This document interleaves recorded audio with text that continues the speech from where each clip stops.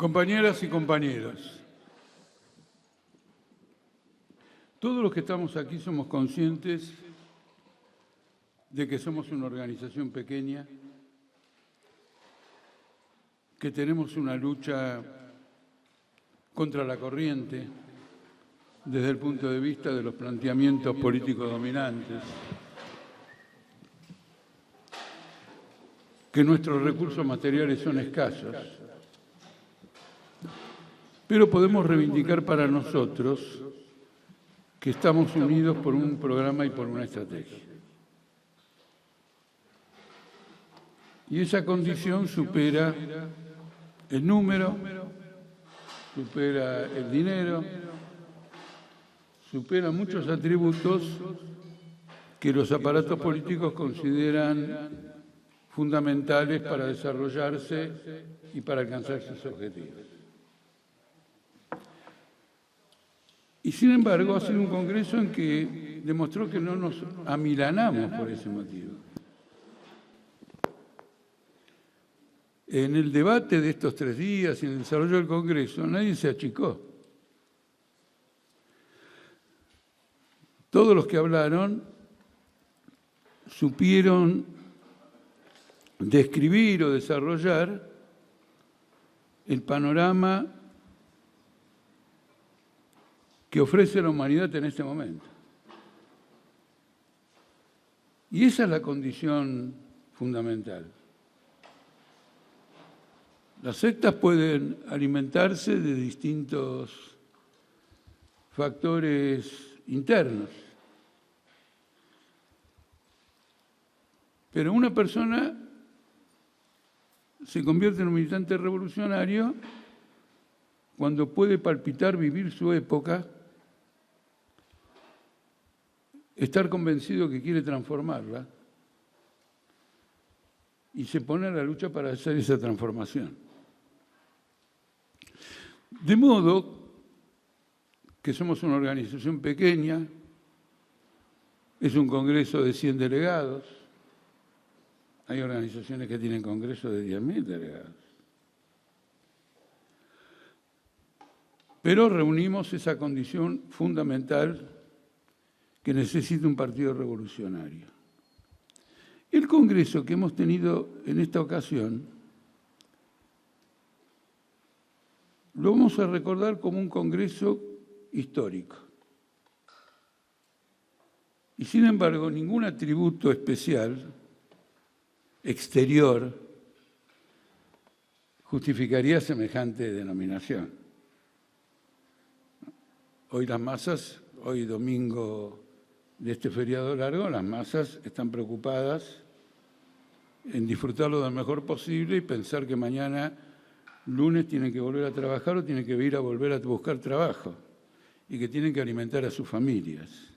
Es un congreso pequeño, pero es un congreso histórico porque nosotros hemos abordado cuestiones históricas. Y en ese sentido desafío a cualquier otra corriente política de cualquier signo a que diga si tienen las condiciones de hacer debate de estas características y si se les ocurre siquiera hacerlas. Porque nosotros hemos discutido la pandemia, la crisis humanitaria y la guerra mundial. Nosotros hemos arrancado del problema fundamental de la humanidad, no de lo que pasó ayer o anteayer en algún conflicto en que hayamos participado. Y cuando se leen las resoluciones, también se advierte que este Congreso se ha ubicado en la historia de la humanidad, en la historia de la clase obrera. Porque, en primer lugar, para explicar ideas muy complejas, hemos utilizado la menor cantidad de palabras posibles. Eso es fundamental. Tengo una vieja teoría de que una organización está más cerca del poder cuanto menos palabras usa para expresarse. Quiere decir que puede sintéticamente señalar sus objetivos y ser entendido. Pero los planteamientos son profundos. La resolución internacional que se aprobó en algunos momentos expresa ideas de fondo en un renglón.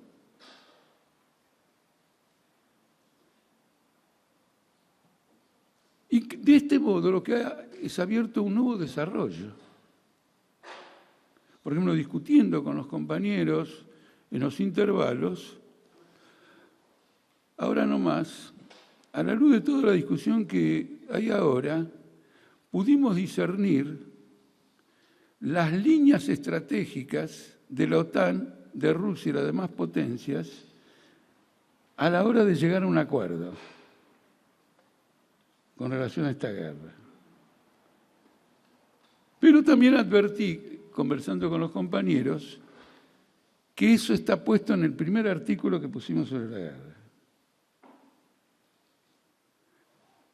Y nuestras posiciones son muy claras. ¿No es cierto? Los rusos quieren partir a Ucrania y eventualmente quedarse con una parte y después ofrecerle un tratado de paz a la OTAN. Y en la OTAN hay un sector que está dispuesto a aceptar esto.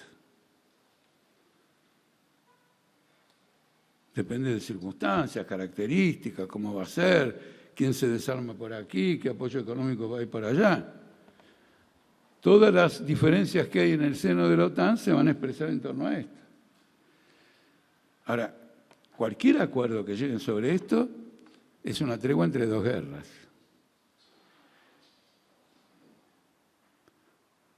Porque no hay condiciones para ningún tipo de acuerdo. Lenin explicaba muy bien que los problemas interimperialistas solo se resuelven por la fuerza. Y crearon otro equilibrio, pero después de haber pasado por la tragedia de una solución de fuerza. Eso envuelve a toda América Latina, en mucha mayor medida que en el pasado, porque las conexiones internacionales son mayores, la integración al mercado mundial, el tránsito de personas, etc. Solo por este motivo las tendencias a la rebelión popular en América Latina, las crisis políticas se van a acentuar. En este Congreso hemos desentrañado esas crisis, las hemos disecado. Cómo se desmoró un régimen político, el impas de los gobiernos, la tendencia de las masas frente a la crisis. Eso es un Congreso histórico, por un momento histórico, un momento de catástrofe internacional, que no es la máxima catástrofe internacional porque lo que viene como consecuencia de todo esto va a ser peor. Y nosotros nos tenemos que dar los modos para sublevar a las masas, para fortalecer su desarrollo, y para lograr eso nos tenemos que apoyar en la tendencia más avanzada de las propias masas. Porque las masas no son una masa informe, desconectada, sino al revés, es una red, para usar un lenguaje muy frecuente en la actualidad. Ya en el Cordobazo se demostró cómo es la mecánica. Había una fábrica en el país que le marcaba el rumbo primero a una provincia y había una provincia que le marcaba el rumbo al país, conectados. Y así se fue gestando una sublevación política general que terminó con las dictaduras de aquel momento. La fábrica era la ICA Renault y todavía tengo presente la anécdota de que se había anunciado un paro general en Córdoba activo y en las horas subsiguientes todos los sindicatos cordobeses habían anunciado que no adherirían.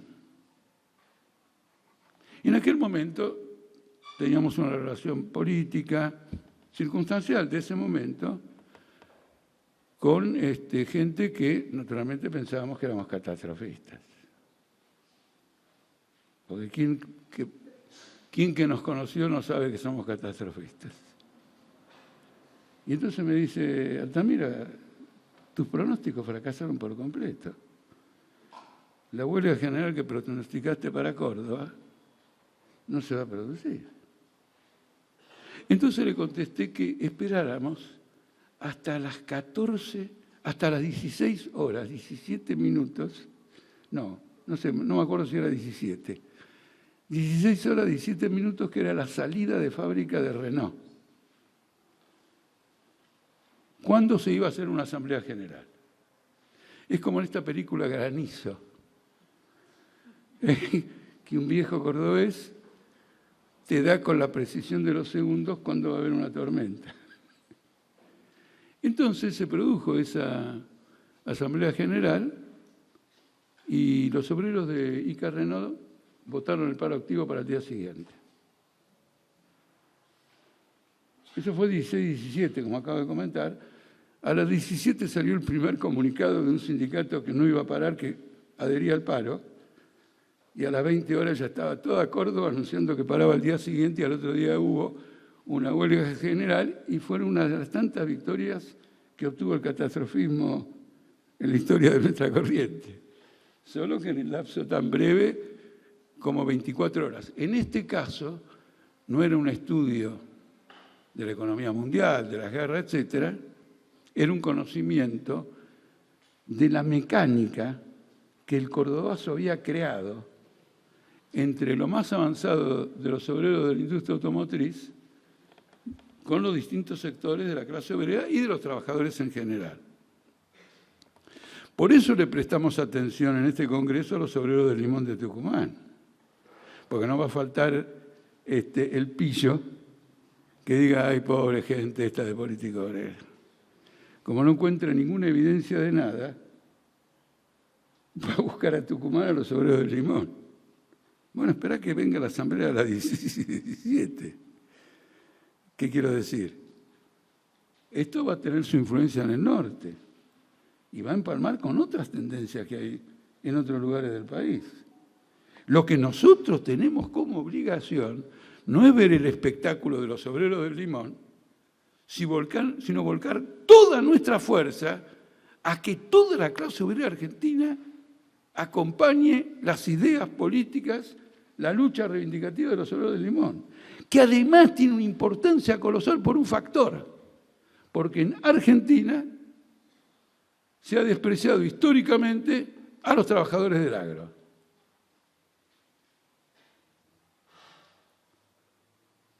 Y como consecuencia de esto, salvo en un pasado bastante lejano, la izquierda tiene un trabajo débil en las zonas agrarias.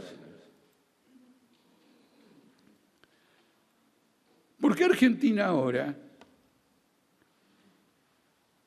entra de nuevo, entra en una etapa más avanzada de la crisis? Alberto Fernández, en cierto modo, tiene razón, pero fundamentalmente está equivocado, cuando dice, de casualidad salí de presidente y no me lo perdonan porque a los 2 meses me enchufaron una pandemia y cuando creímos que la pandemia se había aflojado me enchufaron una guerra y quieren que haga un gobierno exitoso. ¿No es cierto? Estoy, como se dice, meado por los dioses. Entonces, la situación se va a tensionar mucho más. El costo de la vida está creciendo en todo el mundo, hay crisis políticas cada vez más acentuadas. Pero el gobierno nacional no está en crisis por la pandemia o por esta guerra, está en crisis por su naturaleza de clase. Porque como todos los gobiernos capitalistas en el mundo, se valieron de la pandemia para hacer un extraordinario negociado. Lucraron con la pandemia. Y no solo lucraron, digamos, directamente en los monopolios farmacéuticos, sino lucraron todos con préstamos baratísimos que se les dio el Estado o con financiaciones carísimas que el Estado recogió o pidió al capital financiero, etcétera, etcétera, como ocurre, por ejemplo, con los bonos del Estado argentino a una tasa, ajustados por inflación, y encima una tasa de interés generosa. Entonces se trata de un proceso que es claramente revolucionario.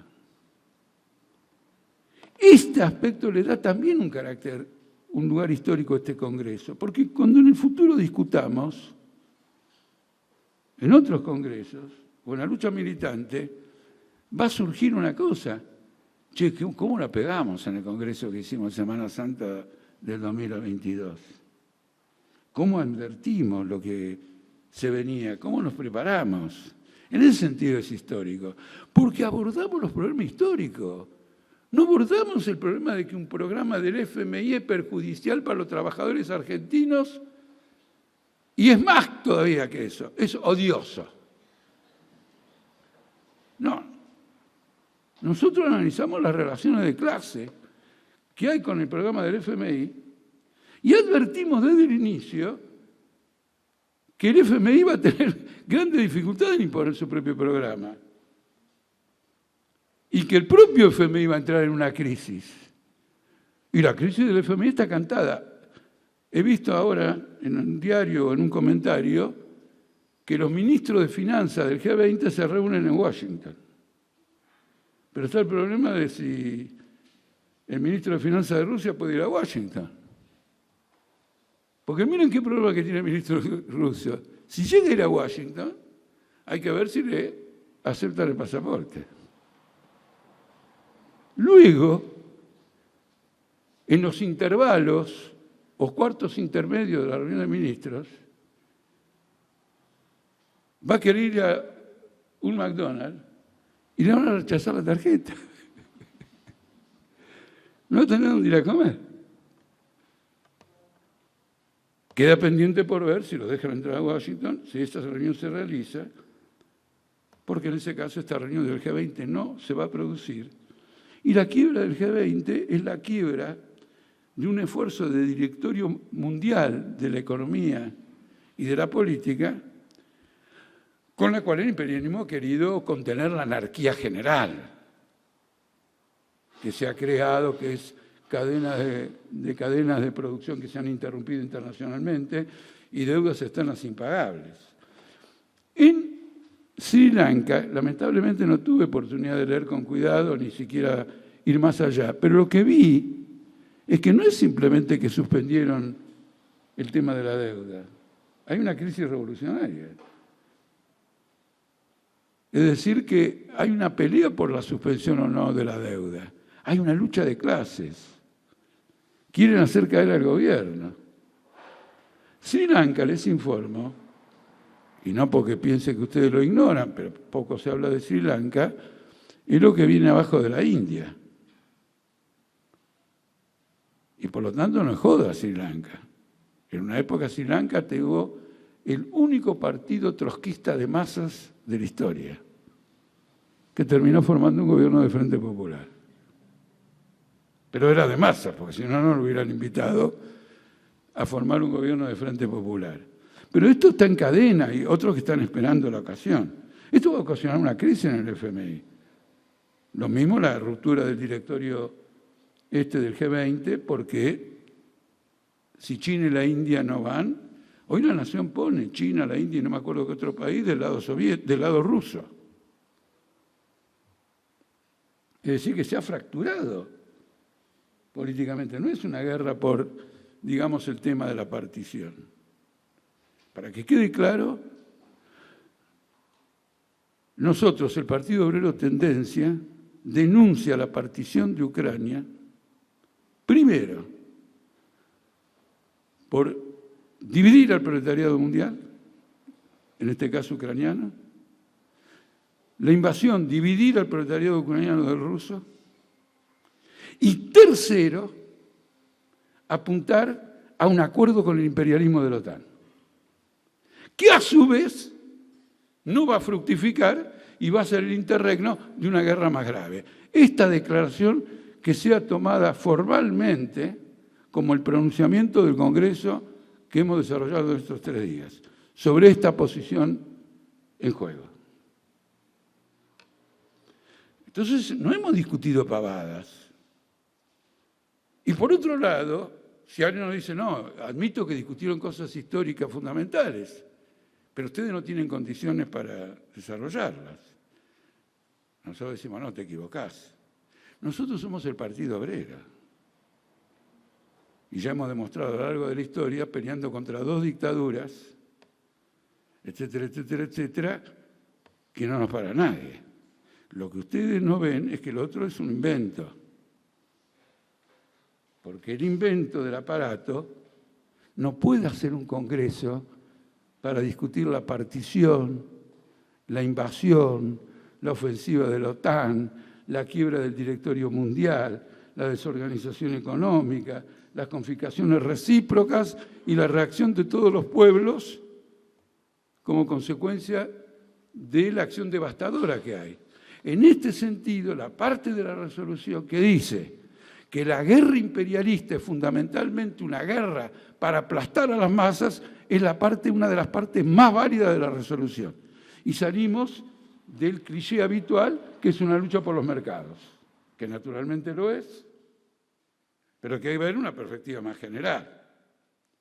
Porque finalmente en la lucha por los mercados, Estados Unidos, como se lo dicen muchos críticos de adentro de Estados Unidos, tiene los recursos para ganar la batalla sin ir a una guerra. Pero no se trata de eso. Se trata de que en la lucha por los mercados, el que no puede levantar cabeza es el proletariado de tu país que quiere ganar los mercados y el proletariado de los países que van a perder esos mercados, que van a resistir la miseria que se va a lanzar contra ellos. Entonces tampoco es cierto de que esto queda en el papel. Y la primera medida que se votó, y urgente a la dirección, es que queremos el lunes, mañana, el calendario de campaña por esta guerra, de charla de actividades en todo el mundo. Siempre que seamos capaces en esa campaña de traducir el tema de la guerra a la vida cotidiana, a la defensa del ser humano, de la vida, a mostrar que es una calamidad humanitaria, que hay que sacarse el imperialismo. El imperialismo es peor que un meteorito. ¿Vieron la película esa con... ¿Quién actuaba? Actuaba una actriz preferida mía, medio disimulada, que se llama Kate Blanchett, pero actuaba un actor, algo del cielo, no mires para arriba, no mires para abajo. DiCaprio. ¿No es cierto? Es peor que un meteorito sobre terrestre. Esto quiero señalarlo. Somos una región pequeña. Atravesamos muchos obstáculos. Incuestionablemente. Pero estamos convencidos, tenemos un programa, hacemos frente a los problemas, lo discutimos colectivamente. Una lección que hay que sacar de todos modos, si es que entendemos esto, es que el próximo Congreso tiene que empezar el día que se publican los documentos originales. Porque la convocatoria de un Congreso no es la convocatoria para que los delegados un fin de semana vengan a discutir. Es una convocatoria para que durante 3 meses todo el partido Tendencia discuta y luego en los 3 días del Congreso se discuta lo que se discutió. Y entonces también se evitan posiciones novedosas que nunca nadie escuchó, ni en 3 meses, ni en ningún lugar, y que son presentadas como exigencia de respuesta inmediata. No es metodológicamente el estilo militante. El estilo militante tiene que ser precisamente metódico. Me planto ante un problema, lo estudio, fijo una opinión, no tengo miedo de equivocarme. Lo importante es que del debate salga una mayor clarificación. El proceso de la discusión es un proceso de aciertos y errores. ¿No es cierto? Tenemos que desamoldarnos, pero hay que aprovechar todos los 3 meses. Porque si se discute en las últimas 24 horas, y bueno, por fuerza, no va a haber profundidad en la discusión y las conclusiones que se saquen quizás no incidan tanto desde el punto de vista práctico. El debate aquí también tiene un aspecto histórico cuando se refiere al pueblo obrero. Porque se lo ubica en el contexto de la crisis, no como un fenómeno vinculado a la pobreza. Ubicarlo como un fenómeno vinculado a la pobreza ya lo hizo la Iglesia hace muchos años y estableció lugares de caridad, de solidaridad para atender la pobreza. Acá se trata del derrumbe del capitalismo. Es importante que los participantes del movimiento piquetero sepan que están enfrente al derrumbe del capitalismo, porque si no saben que están frente al derrumbe del capitalismo, van a terminar creyendo que la culpa es de ellos, que no consiguen laburo por culpa de ellos, que el laburo que consiguen las changas no van más lejos por culpa de ellos y todo lo demás, y toda la clase media puteándolos y en el fondo pensando, y bueno, a lo mejor tienen razón porque no conseguimos laburo. En cambio, la crítica marxista a esta situación pone el lugar de la responsabilidad claramente en el capitalismo, en el lugar que corresponde. Esto ayuda a alumbrar la conciencia. Nosotros tenemos que elevar el aprecio de los piqueteros por sí mismos. Y la única forma de elevarlo es a través de la lucha de clases. De lo contrario, van a conservar una mentalidad o una conciencia política disminuida. Y eso va a ser negativo para su propio desarrollo. El otro día, varios compañeros me advirtieron de que si iba a un programa de televisión iba a haber un tipo de Milei y que me preparara porque era violento y había discutido con Beliboni a los gritos y qué sé yo. Y abogaba por una brigada antipiquetera. Bueno, está bien, yo escuché la advertencia, ¿qué puedo hacer? No lo voy a llamar por teléfono y decirle, che, no me grites. Quiero decir, las cosas son como son. Pero lo que sí pensaba decir es que el problema de las brigadas antipiqueteras para el movimiento obrero mundial es un asunto viejo y agotado. Se forman los piquetes contra los antipiqueteros, los piquetes obreros, ¿no es cierto?, que desmantelan las provocaciones fascistizantes. Y pensaba agregar en el programa, pero el muchacho se cagó todo y no me asusté.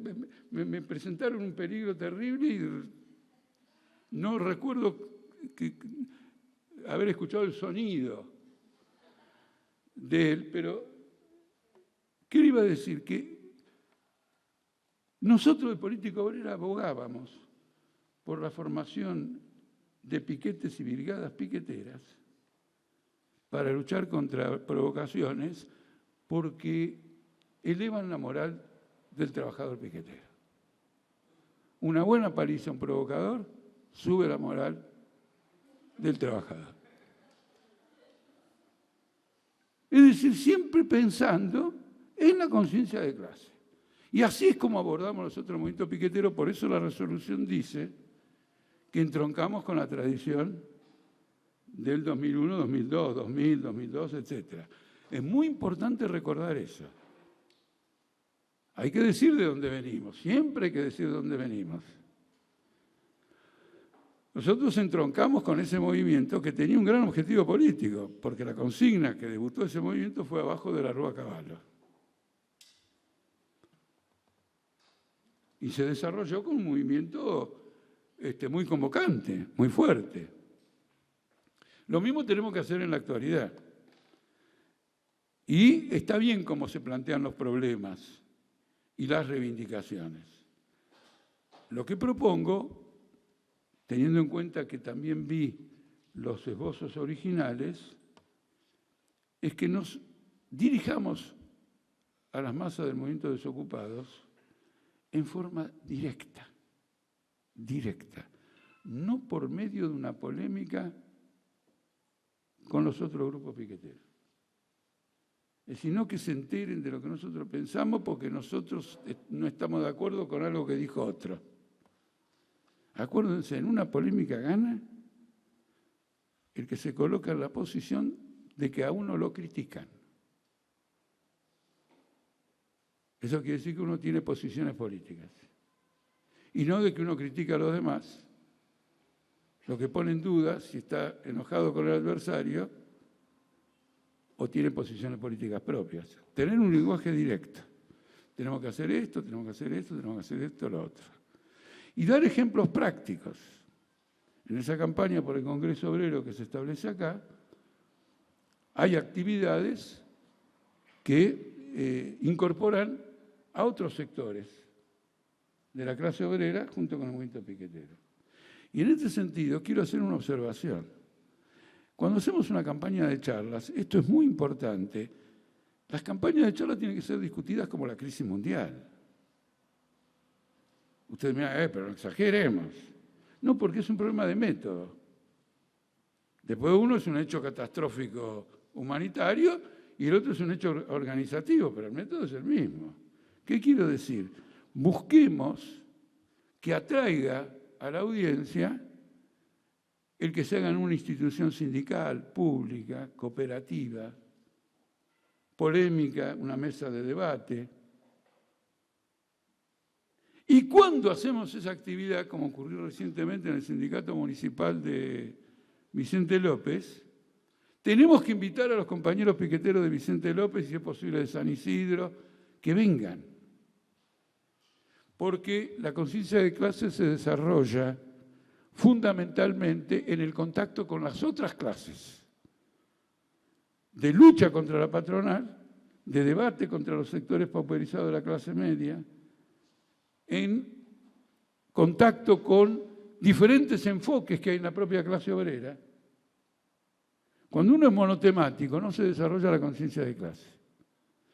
Como todas las cosas, el conocimiento se produce por contraste. Entonces es toda una tarea. ¿Cómo logramos tal cosa? ¿Cómo logramos tal otra? Por ejemplo, en una época se hacían charlas en los restaurantes. Entonces uno dice, bueno, ¿cuál es la diferencia entre un restaurante y un local? Bueno, primero que ahora no tenemos locales. Ese es el primer aspecto del problema. Pero el segundo aspecto del problema es que la gente considera que un restaurante es neutral. En cambio, si entra a un local, cree que todas las paredes, el aro de básquet, es todo trotskista. Bueno, hay que romper ese hielo. En algún momento van a venir todos en masa a los locales, y han venido. Y han venido en determinado momento en masa a los locales. Nosotros hemos tenido charlas en muchos lugares masivas, sobre el tema de la crisis mundial del año 2007.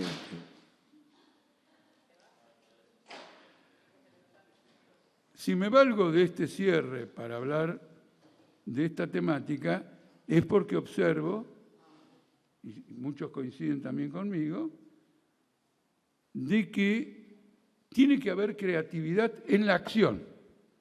En la actividad práctica tiene que haber creatividad. Tenemos que romper el chanchito en la actividad práctica. Tenemos que mover el avispero, hacer cosas nuevas. No valernos de la rutina, siempre se hizo así, seguimos haciéndolo así, etc.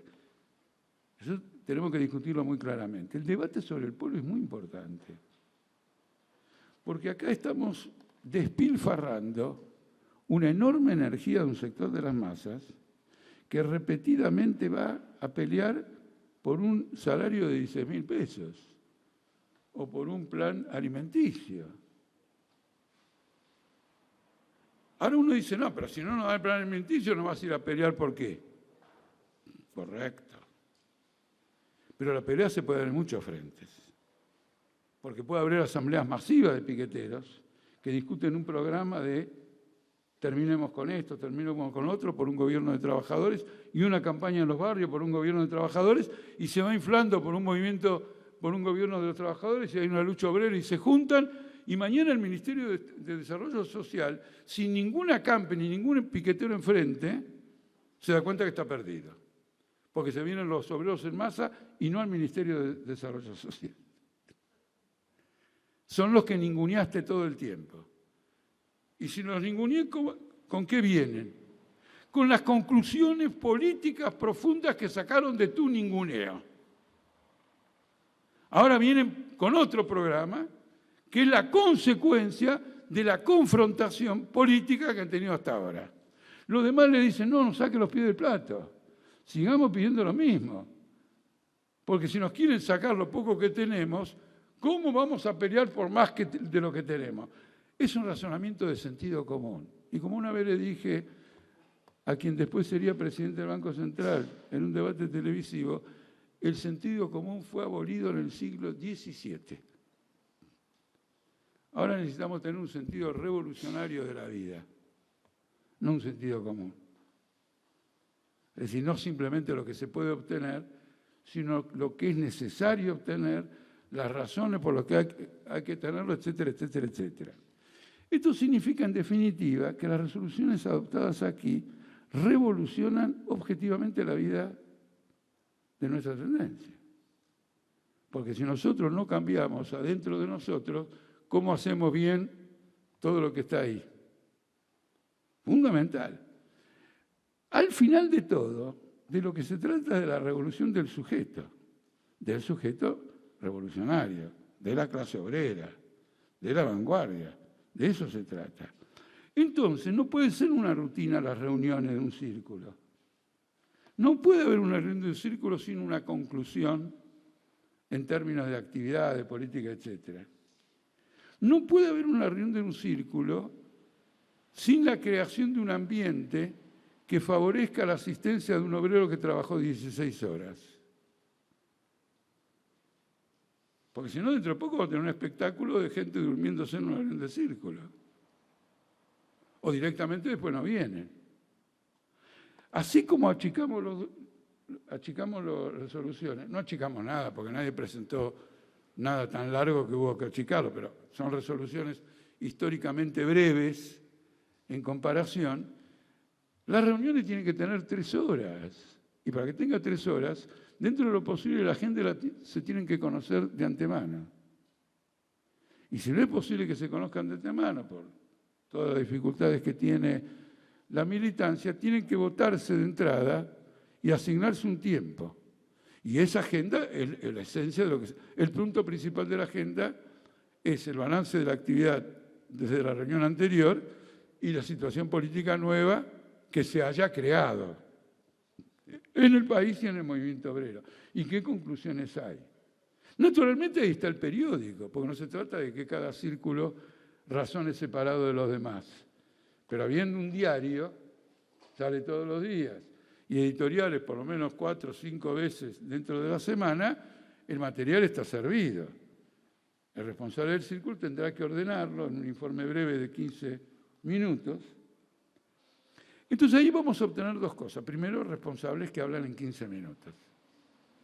No, es revolucionario. Porque cuando vayan a cualquier lugar, van a empezar a utilizar la economía de tiempo. Y entonces la gente decía, escuchalo porque cuando habla es concreto, no se va por la rama. Eso es importante, que haya esa predisposición. Es muy importante. Pero por otro lado, los obreros van a decir, mirá, son 3 horas clavadas. Y salís con pepitas de oro que no te alcanzan los bolsillos. Entonces se fortalece. Con ese ambiente se recluta.